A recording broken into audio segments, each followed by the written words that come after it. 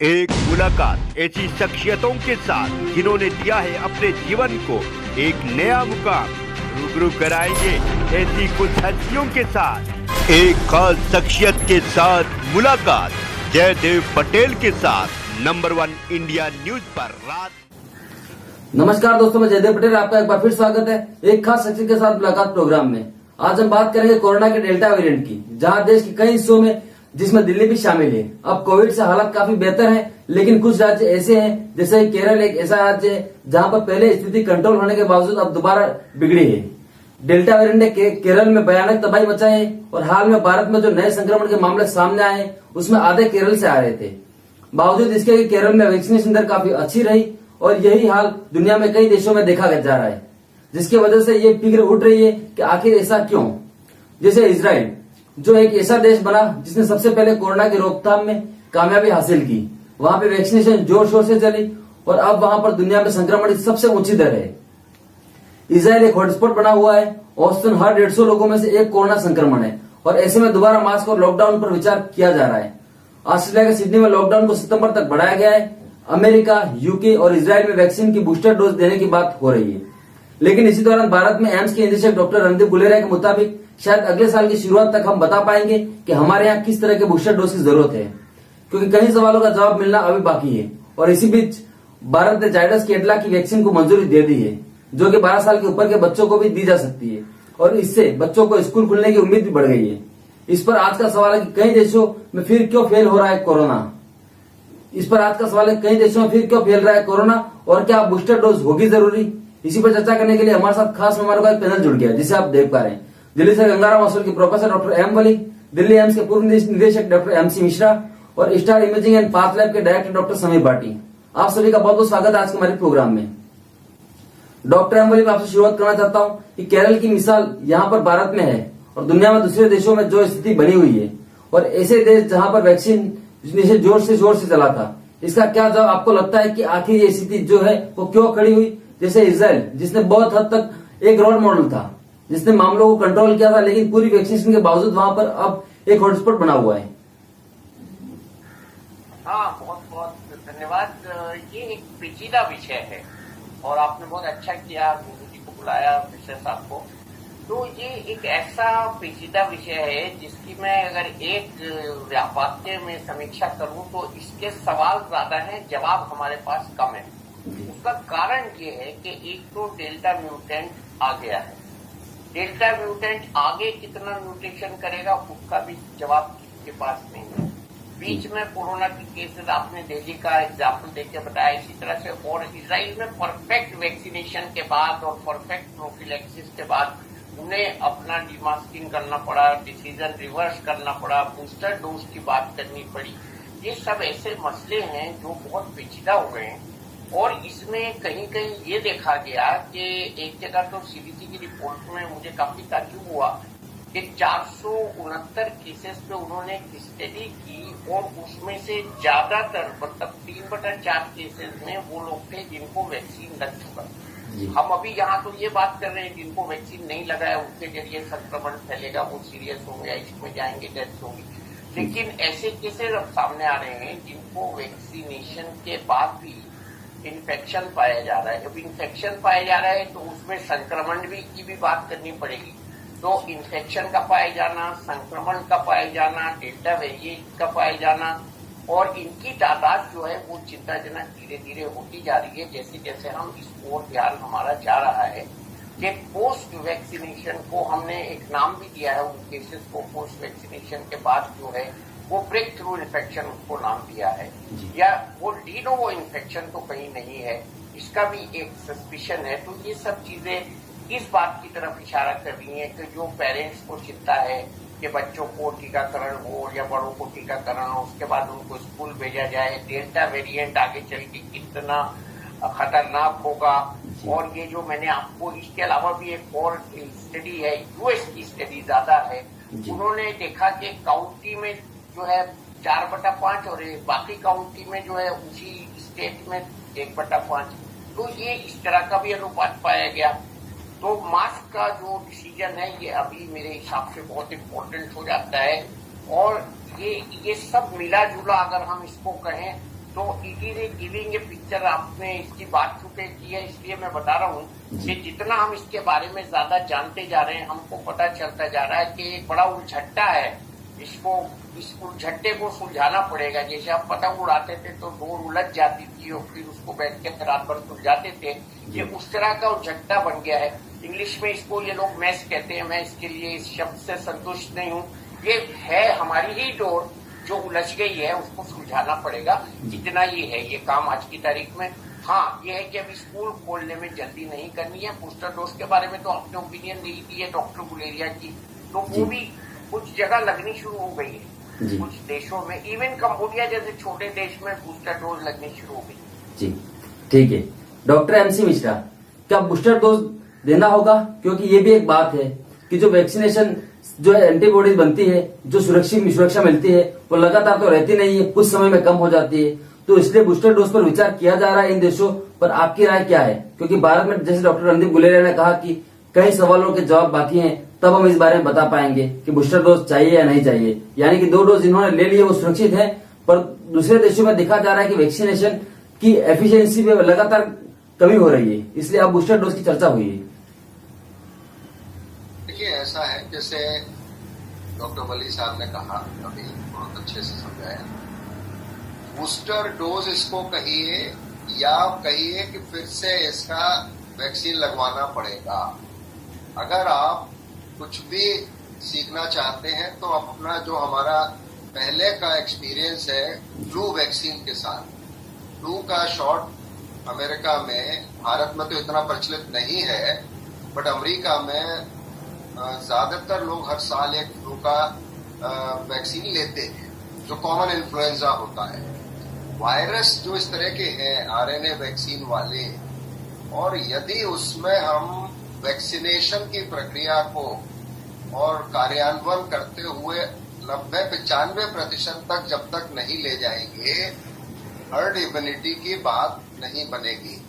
क्योंकि 70% से herd immunity नहीं बन रही है, ये देख लिया। अब हमने इजराइल में भी देख लिया, न्यूजीलैंड में देख लिया, और जगहों पे भी देख रहे हैं। छोटे छोटे देश हैं, कुछ भी पॉपुलेशन नहीं है, कर लिया पूरा 100% वैक्सीनेशन। अब चूंकि जहां जहां भी, सिंगापुर है या ऑस्ट्रेलिया है, ऑस्ट्रेलिया में तो देखिए कितनी सी पॉपुलेशन है और 20% लोग वैक्सीनेटेड है।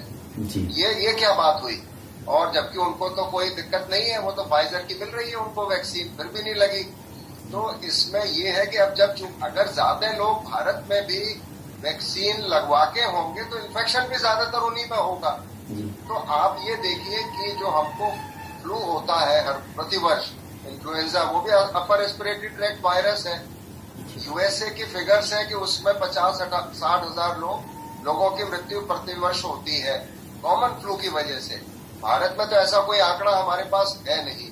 अच्छा, एक ही मौसम में 2-2 बार भी लोगों को जुकाम, खांसी और वो वायरल और जिसमें गला बैठ जाता है, आवाज नहीं निकलती, वो होता है, लेकिन वो अपर रेस्पिरेटरी ट्रैक्ट को ज्यादा असर करता है।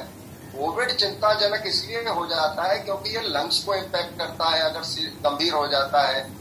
इसलिए जब हम बूस्टर की बात कर रहे हैं, और बूस्टर में से नहीं कहूंगा, ये जो जैसे डॉक्टर वली ने बहुत कहा कि अभी हमारे सामने प्रश्न ज्यादा हैं, उसके उत्तर कम हैं, अभी भी, आज की तारीख में भी। अब ये जो वैक्सीन लग रही है कितनी प्रभावी है, कितने समय के लिए प्रभावी है, इसके उत्तर न तो वैक्सीन बनाने वालों के पास है न वैज्ञानिकों के पास है अभी। क्योंकि वैक्सीन लगी दिसंबर से शुरू हुई है, 6 महीने हुए हैं वैक्सीन लगते हुए अभी। तो इसके आंकड़े अभी आएंगे सामने आने वाले समय में, तब हमको पता लगेगा। ये तो एज प्रिकॉशन जो यूएस एफडीए ने, इन्होंने परमिशन मांगी कि साहब हमें बूस्टर करके परमिशन दे दीजिए। देखिए, ये इसमें हमें थोड़ा सा कहीं पे एक कमर्शियल एंगल भी डालना पड़ेगा वैक्सीन के मामले में। ये कंपनियां जितनी भी वैक्सीन बना रही हैं, ये बड़ा $multi-billion इंडस्ट्री बन चुकी है। और अगर आप कहिए 6-6 महीने पे आप बूस्टर देंगे, अब लाइन लगेगी 6-6 महीने पे, कितना बड़ा खेल है, ये भी समझना बहुत आवश्यक है जयदेव जी कि ये बूस्टर की बात कैसे शुरू कर रहे हैं अभी, जबकि दुनिया के ज्यादातर लोगों को अभी एक टीका भी नहीं मिला है। तो ये तो मैं समझता हूँ फिजूल की बात है बूस्टर डोज की चर्चा करना। ये कंपनियों के उस पर हो रहा है, ड्रिवन हो रहा है, कंपनी ड्रिवन हो रहा है, क्योंकि वो चाहते हैं कि लगे फिर 6 महीने पे। अरे भाई पहले हमें आंकड़े तो दे दो आप 6 महीने के, उसके बाद बताओ कि कितनों में बनी इम्यूनिटी, कितनों में नहीं बनी इम्यूनिटी, कब तक बनी, कब तक काम करी। और ये तो वायरल इन्फेक्शन, अच्छा कोविड चूंकि मैंने कहा लंग को इम्पैक्ट करता है, मृत्यु होती है, और ये इतना बड़ा पैंडेमिक चल रहा है तो लोग डरे हुए भी हैं, तो लगवा लेंगे। आप कहेंगे आज लगवा लो, हम लगवा लेंगे, जितने मर्जी पैसे में मिल रहा है इंजेक्शन। तो ये भी हमें समझना पड़ेगा कि हमें कम से कम कुछ आंकड़ा तो दो भाई कि बूस्टर पे आप किस बेसिस पे बूस्टर की बात कर रहे हैं। आपने कोई स्टडी कर ली क्या? जैसे कोवैक्सीन ने हमारी जो भारत बायोटेक के जो टीका है उसका बूस्टर का ट्रायल हो रहा है। अप्रैल से उन्होंने जो फेज 2 ट्रायल में उनके वॉलंटियर्स पार्टिसिपेट किए लोगों ने, जिन्होंने फेज 2 ट्रायल में टीका लगवाया, 800 करीब लोग हैं, जिनमें से आधे लोगों को वैक्सीन लगी, आधे लोगों को प्लेसिबो लगा। अब उसमें से जिनको वैक्सीन मिली है उनको वो तीसरी डोज 6 महीने पे दे रहे हैं और वो उसके नतीजे आ जाएंगे। इसी प्रकार से फाइजर मॉडर्ना का भी आंकड़ा हमें मिलना चाहिए कि आपने क्या किया, क्या बूस्टर का कोई ट्रायल करके हमें बताया कि जिनको बूस्टर लगा, और वो ट्रायल हो ही नहीं सकता अभी।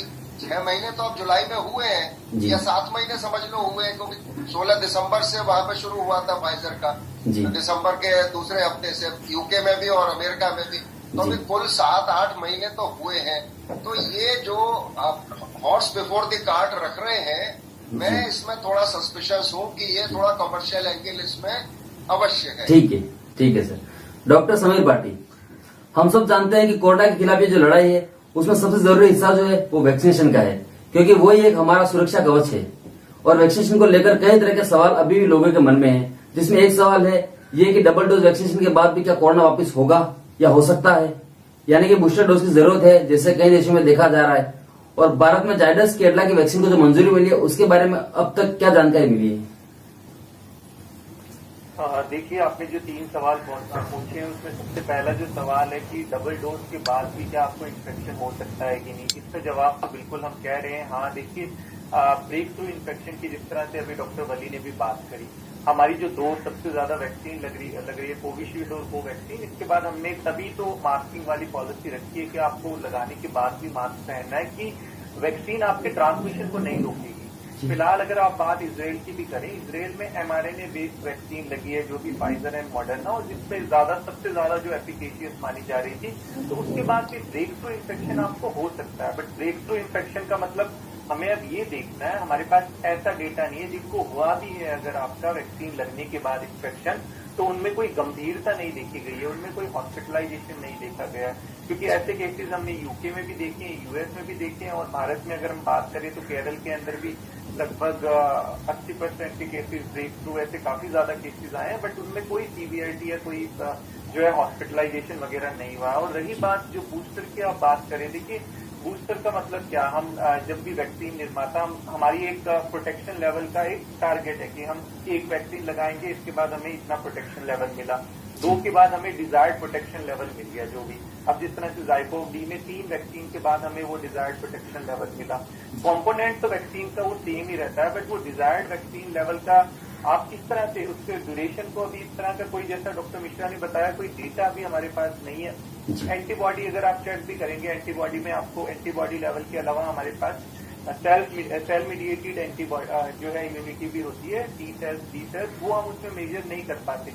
तो ऐसे और भी काफी सारे फैक्टर्स हैं। तो बूस्टर डोज की बात में जिस तरह से WHO ने भी कहा है कि जो डेवलप्ड कंट्रीज है, ठीक है, वो बूस्टर डोज की बात कर रही है। यूएस में अभी बूस्टर डोज की बात चल रही है, यूएई में बूस्टर डोज की बात चल रही है, इजराइल में बूस्टर डोज की बात चल रही है। देखिए, डेवलप्ड कंट्री लगाएंगे, बट अल्टीमेटली जो हमारा वैक्सीनेशन वाला ड्राइव है, ये ग्लोबल वैक्सीनेशन ड्राइव है।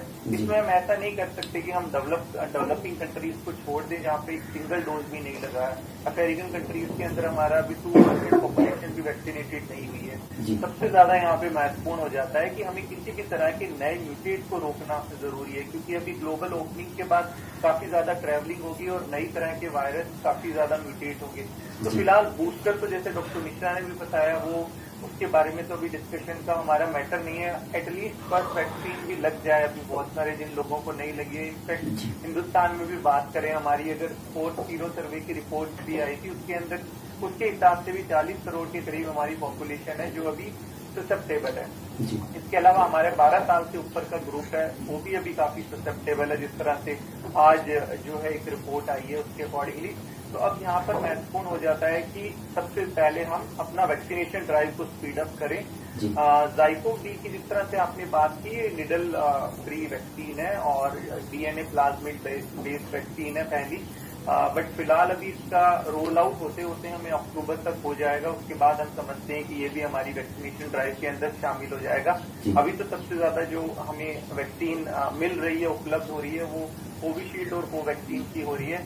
ज़ाइकोव डी का फायदा सिर्फ ये होगा कि हाँ, ये टेम्परेचर फ्रेंडली होगी। और इसके अलावा एक और चीज जो मैं बताना चाहूंगा कि जिस तरह से मिक्सिंग वगैरह के ऊपर भी ट्रायल चल रहा है, तो हाँ, इसके ऊपर फिर भी देखा जा सकता है कि जो थोड़ी सी वैक्सीन की शॉर्टेज है उसको हम पूरा कर सकते हैं। और जो ग्लोबल वैक्सीनेशन की मैं बात कर रहा हूँ, उसमें उसको भी काफी हद तक बेनिफिट मिलेगा। बट इसमें जो मिक्सिंग वाला है, मिक्सिंग मैचिंग का देखने का मतलब, इसमें एक चीज बताना चाहूंगा कि जैसे कोविशील्ड है हमारी वैक्सीन, तो कोविशील्ड के बाद हम कोविशील्ड एंड कोवैक्सीन कर सकते हैं, क्योंकि कोवैक्सीन तो अपने आप में एक कंप्लीट वैक्सीन है। तो Covishield and Covaxin second dose ताकि कोवैक्सीन की। और इसके अलावा हमारे पास जो भी वैक्सीन अप्रूव हुई है, स्पुतनिक की है, और इसके अलावा हमारी J&J और कोविशील्ड, ये तो सभी एक ही प्लेटफॉर्म पे है, तो इनसे तो हम मिक्सिंग एंड मैच नहीं कर सकते। हाँ, but Covishield and Covaxin and Covishield and mRNA based vaccine होगी, इसके ऊपर हम मिक्सिंग वाली जो है आगे की और अपनी जो है रिसर्च कर सकते हैं। ये फिर भी महत्वपूर्ण रहेगी। ठीक है सर, आप लोगों ने नंबर 1 इंडिया न्यूज़ के लिए समय निकाला, उसके लिए आपका बहुत बहुत धन्यवाद।